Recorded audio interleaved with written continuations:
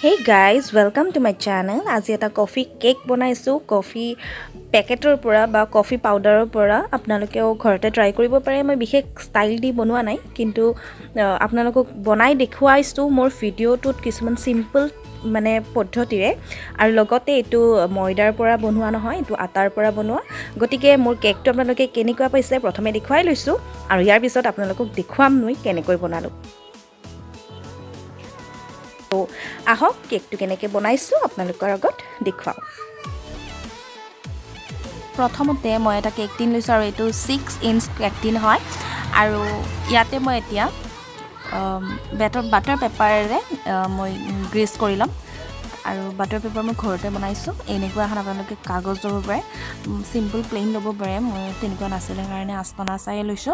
আৰু এটো আগতে মই যেনেকৈ ফাষ্ট কৰিছো তেনেকৈ ফাষ্ট কৰি ল'ব আৰু তাৰ পিছত জুখি মাখি ল'ব আৰু কাটি ল'ব এতিয়া চাই দেখো মই কেনেকৈ ফাষ্ট কৰি লৈছো এতিয়া বেটাৰ পেপাৰখন কেনেকৈ কাটিব ল'ব লাগে মই দেখুৱাইছো আপোনালোকে কেক টিনটো ওলোটা কৰি ল'ব আৰু এনেকৈ জুখি ল'ব চেণ্টাৰৰ পৰা আৰু যিখিনিলৈকে চিন আছে তাত কাট কৰিব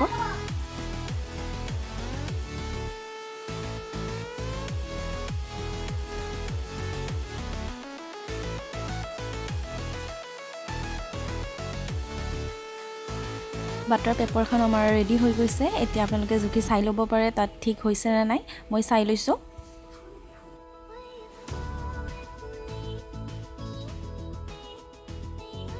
এতিয়া আমাৰ বাটাৰ পেপাৰখন ৰেডি হৈ গৈছে মই জুখি লৈছো কিন্তু এতিয়া আমি এনেকৈ ভৰাই নিদিও তাৰ আগতে কেক টিনটোত আমি অকমান ৰিফাইন্ড অইল লম আৰু সেইখিনি ভালদৰে তাত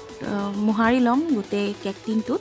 মোহাৰি লৈ পেলাইহে বাটাৰ পেপাৰখন দিম তাৰ ওপৰত আকৌ আমি তেল দিম মানে ৰিফাইন্ড দিম আৰু পুনৰ ওপৰত আমি চাৰিওফালে লগাই লম তাৰ পিছত হেতু আমাৰ ৰেডি হৈ থাকিব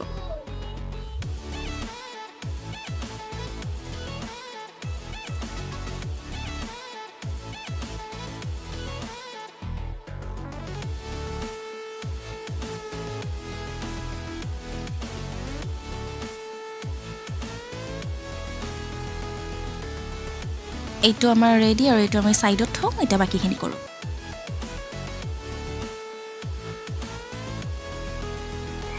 এতিয়া এটা বাটিত মই অকমান গৰম পানী অকমান মানে আধা কাপ গৰম পানী লম তাৰ পিছতে সেই গৰম পানীখিনিত 1 টেবুলস্পুন মই কফি পাউডাৰ এড কৰিম আৰু ভালদৰে মিহলাই লম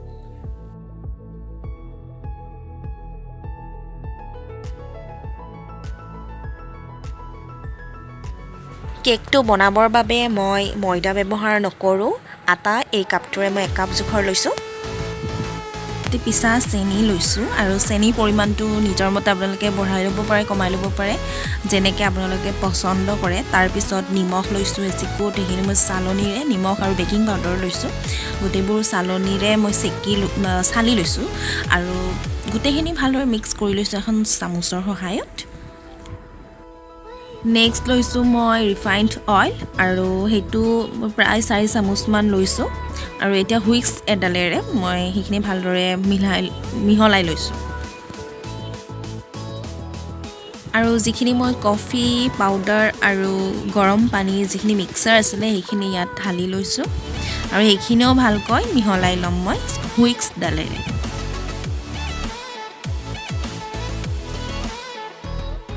এইখিনি কিন্তু আপোনালোকে লাহে লাহে মিহলাই ল'ব খুব জোৰকৈ ফেটিব নালাগে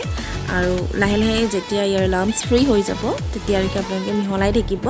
আৰু এইখিনি অকমান মোৰ ডাঠ হৈছে গতিকে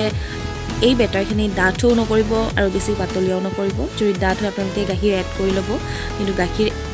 এবাৰতে দি দিব গোটেইখিনি কম কম কৰি দিব আৰু এনেদৰে চাই থাকিব আৰু যেতিয়া ৰিবনডালৰ নিচিনা ওপৰৰ পৰা পেলাই দিলে ৰিবনডালৰ নিচিনা পৰিব তেতিয়া গম পাব যে এইখিনি মোৰ হৈ গৈছে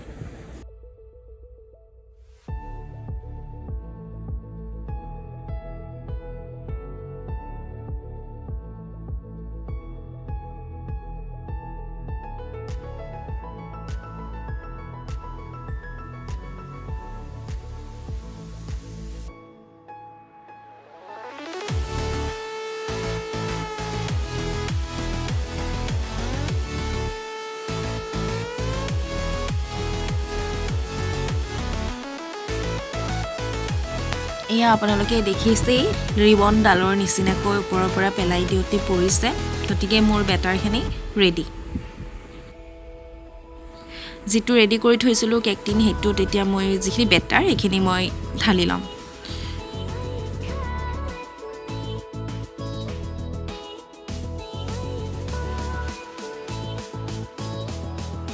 আৰু ওপৰে এখন চামুচেৰে মই এনে লৰাই দিম আৰু অকমান টেপ টেপাই দিম যাতে ইয়াৰ বাবলছখিনি ওলাই যায় একটু গেছত হ'বলৈ দি থৈছো আৰু এতিয়া মই লৈছো প্ৰায় 5-6 চামুচ মান চেনি আৰু আপোনালোকে পিছা চেনি নললে হ'ব এনেকুৱাকে ললে হৈ যাব আৰু কফি পাউডাৰ 1 টেবল স্পুন আৰু এইখিনি এডাল হুইস্কেৰে আপোনালোকে তাত গৰম পানীও এড কৰিব গৰম পানী এড কৰাৰ পিছত হুইস্কেৰে আপোনালোকে ভালদৰে লৰাই থাকিব যেনেকৈ হুইপিং ক্ৰীম আমি হুইস্কেৰে ভালদৰে ফেটি থাকো সো এটা ডাইৰেকশনত আপোনালোকে ফেটি থাকিব ইয়াৰ পিছত এনেকুৱা হৈ যাব 10-15 মিনিট মান পিছত এনেকুৱা হৈ যাব আৰু ইয়াৰ পিছত আপোনালোকে আকৌ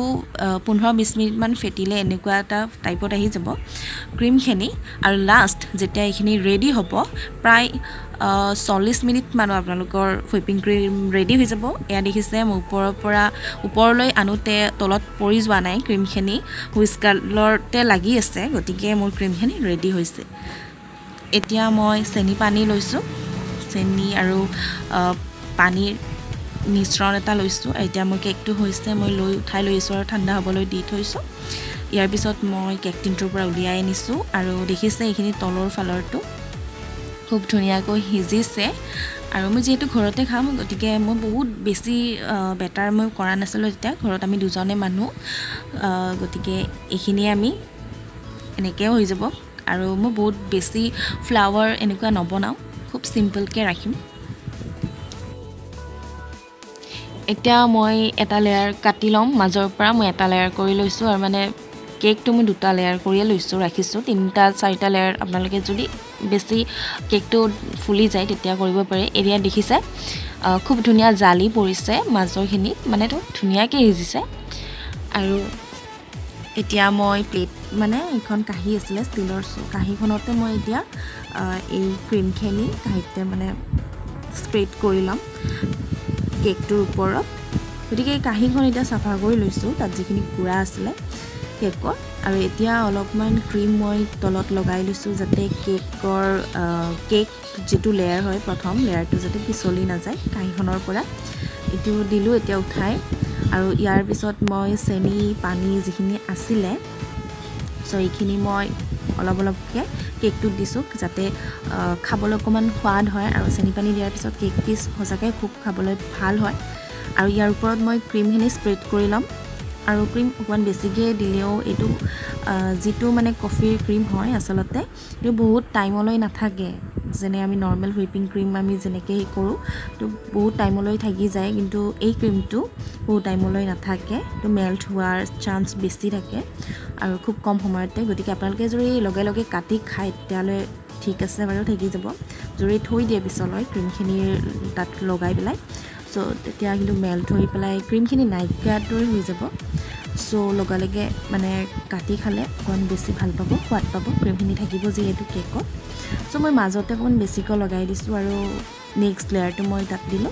আৰু ইয়াতো মই চেনি পানী দিম আৰু সেম প্ৰসেস কৰিম চেনি পানীখিনি দিয়াৰ পিছত তাত মই যিখিনি মোৰ ক্ৰীম বাকি ৰৈছে গুটেখিনি মই লগাই লম আৰু আপোনালোকে দেখিছে মই গুটেখিনি লগাই লৈছো এন্ড মই এতিয়া কাটিছো আৰু পিছটো আপোনালোকে দেখিছে অকমান টাইম গৈছিল মোৰ পৰহনি লগাৰ পিছত মই প্ৰায় 15 মিনিট মান পিছতে কাটিছো গতিকে মাজৰখিনি মই ক্ৰীম অকমান মানে কমি গৈছে বাট খাবলৈ খুব সোৱাদ হৈছে সো আপোনালোকে ঘৰতে ট্ৰাই কৰি চাব পাৰে খাবলৈ খুব সোৱাদ হয় এন্ড মোৰ ভিডিওটো কমপ্লিট চোৱাৰ বাবে থ্যাংক ইউ আৰু মোৰ চেনেলটো আপোনালোকে সাবস্ক্ৰাইব কৰি দিব লগতে লাইক কৰিব ভিডিওটো নমস্কাৰ